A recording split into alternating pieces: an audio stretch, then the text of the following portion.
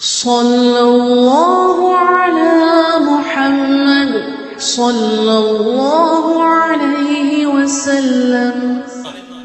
Umar bin Abdul Azeez റളിയല്ലാഹു അൻഹു ഭരണമേറ്റു. 2 കൊല്ലവും 5 മാസവും മാത്രം ഭരിച്ച മഹാനാണ് ഉമർ ബിൻ അബ്ദുൽ അസീസ് റളിയല്ലാഹു അൻഹു.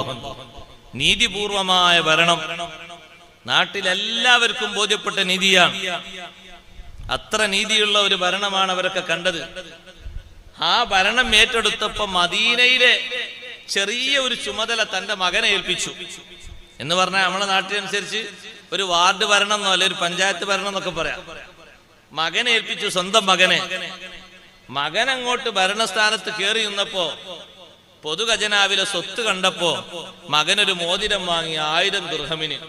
എങ്ങനെയുണ്ട്? 1000 ദിർഹമിന്, ഇന്നല്ല അന്നത്തെ 1000 ദിർഹമിനൊരു മോതിരം സ്വന്തം മകൻ വാങ്ങി അറിഞ്ഞപ്പോ ഉമർ ബിൻ അബ്ദുൽ അസീസ് റളിയല്ലാഹു അൻഹു മകന് കത്തെഴുതി. എന്റെ മോനല്ലേ, ഭരണരംഗത്തല്ലേ, കുറച്ചൊക്കെ അടിച്ചു പൊളിച്ചോട്ടെ, അങ്ങനെയല്ലേ നമ്മള് കരുതാ. നമ്മളെ സഹോദരനല്ലേ, സംഗതി കുശാലാകട്ടെ, വെറൈറ്റി ആകട്ടെ, ഏറ്റവും വലിയ കല്യാണം ആകട്ടെ, നാട് നീളെ അതൊക്കെ മാതൃകയാക്കുന്ന രീതിയിൽ. ഏത് മാതൃക? ഈ പെണ്ണുങ്ങളൊക്കെ വന്നിട്ട്, ഈ ആണുങ്ങളൊക്കെ വന്നിട്ട് അന്യ ആണും അന്യ പെണ്ണും കൂടി ഇന്നുകൊണ്ട് ഒരു കേക്ക് സംഭാവന. അല്ലാഹു തആല നമ്മളെ കാത്തുരക്ഷിക്കട്ടെ.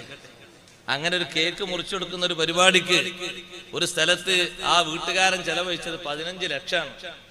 എങ്ങനെ ഉണ്ടാവും അതിന്റെ കഥ?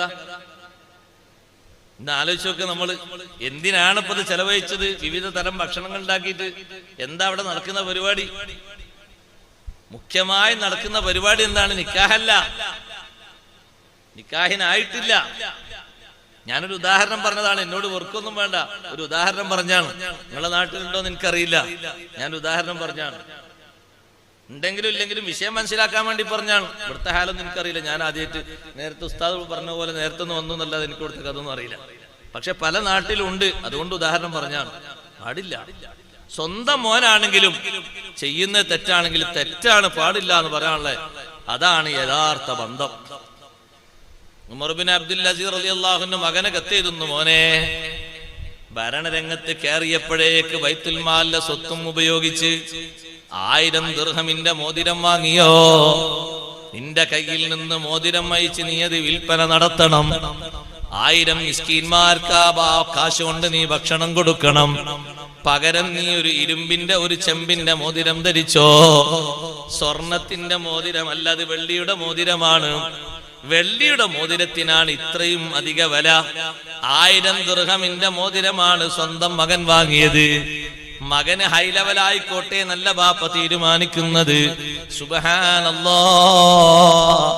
ആ മദീനയിലും പരിസരത്തും പാവപ്പെട്ടവരില്ലേ, അവരെ പരിഗണിക്കേണ്ട സമ്പത്തെടുത്തിട്ട് എന്റെ മകന്റെ ജീവിതം അടിച്ചുപൊളിയാക്കുകയാണോ? അത് സമ്മതിക്കാതെ കത്തെഴുതിയിട്ട് മകനോട് പറഞ്ഞു, ആ മോതിരം വിറ്റിട്ട് 1000 പാവങ്ങൾക്ക് നീ ഭക്ഷണം കൊടുക്കണം. എന്നിട്ട് നീ പകരം ഒരു ചെമ്പിന്റെ മോതിരമോ ഇരുമ്പിന്റെ മോതിരമോ ധരിക്കണം. ആ മോതിരത്തിന്റെ മുകളിൽ നീ എഴുതി വെക്കണം, റഹിമല്ലാഹു റഅൻ അറഫ ഖദ്റ നഫ്സിഹി. സ്വന്തം നിലവാരം, സ്വന്തം ശരീരത്തിന്റെ വില മനസ്സിലാക്കുന്ന ആൾക്ക് അല്ലാഹു റഹ്മത്ത് ചെയ്യട്ടെ, അല്ലാഹു ബർക്കത്ത് ചെയ്യട്ടെ എന്നൊരു എഴുത്ത് നീ എഴുതി വെക്കണം. നിന്റെ അവസ്ഥ നീ മനസ്സിലാക്കണം. എന്റെ മോനായിട്ടാണ് നീ ഇവിടെ ഭരണത്തിലിരിക്കുന്നത്. ഞാൻ തന്നെ നീ ഭരിക്കുന്നത് ഇവിടെ കണ്ടില്ലേ. സ്വന്തം ആവശ്യങ്ങൾക്ക് ഞാൻ ഈ വിളക്ക് കത്തിക്കാറില്ല. ഭരണത്തിന് വേണ്ടി എനിക്ക് കൊണ്ടുവന്ന വിളക്ക് ഭരണത്തിന്റെ ആവശ്യത്തിന് വേണ്ടി മാത്രമേ ഞാൻ കത്തിക്കാറുള്ളൂ. ഒരു വിളക്ക് കത്തിക്കുന്നിടത്ത് വരെ സൂക്ഷ്മത കാണിക്കുന്ന മഹാൻ ഉമർ ബിൻ അബ്ദുൽ അസീസ് റളിയല്ലാഹു അൻഹു സ്വന്തം ആവശ്യത്തിന് ആ വിളക്ക് കത്തിക്കില്ല. ഭരണത്തിന് വേണ്ടിയിട്ട്, ജനങ്ങൾക്ക് പ്രശ്നം പരിഹരിക്കാൻ വേണ്ടിയിട്ട് ഒരു ഭാഗത്തിരിക്കുമ്പോ കത്തിക്കുന്ന ഒരു വിളക്കുണ്ട്. ആളുകളുടെ പ്രശ്നം പരിഹരിച്ചു കഴിഞ്ഞാൽ, ജനങ്ങളൊക്കെ വന്ന് പിരിഞ്ഞു പോയാൽ ഉടനെ ആ വിളക്ക് കെടുത്തുന്നു. എനിക്ക് വേണ്ടി ആ വിളക്ക് കത്തിക്കാൻ പാടില്ല. കാരണം ഇത് ജനങ്ങളെ കാര്യം പരിഹരിക്കാനുള്ള വിളക്കാണ്. സുബ്ഹാനല്ലാഹ്. ഇങ്ങനെ സൂക്ഷ്മത ജീവിതം നയിക്കുന്ന മഹാൻ സ്വന്തം മകനെ ഉപദേശിക്കുന്നത് ഹൈ ലെവൽ ജീവിതത്തിലേക്ക് മുതിർന്നപ്പോ, വേണ്ട മോനെ, എന്റെ ഭരണത്തിന്റെ കീഴിൽ നീ എങ്ങനെ അടിച്ചുപൊളിയായി വലിയ വിലക്കുള്ള മോതിരം ധരിക്കണ്ട.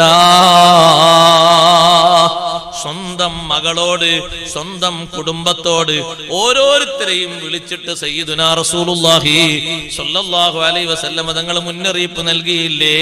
യാ ബനി കഅബ് ബിൻ ലുഅയ്യിൻ യാ ബനി ഹാഷിമിൻ അൻഖിദൂ അൻഫുസകും മിനന്നാർ.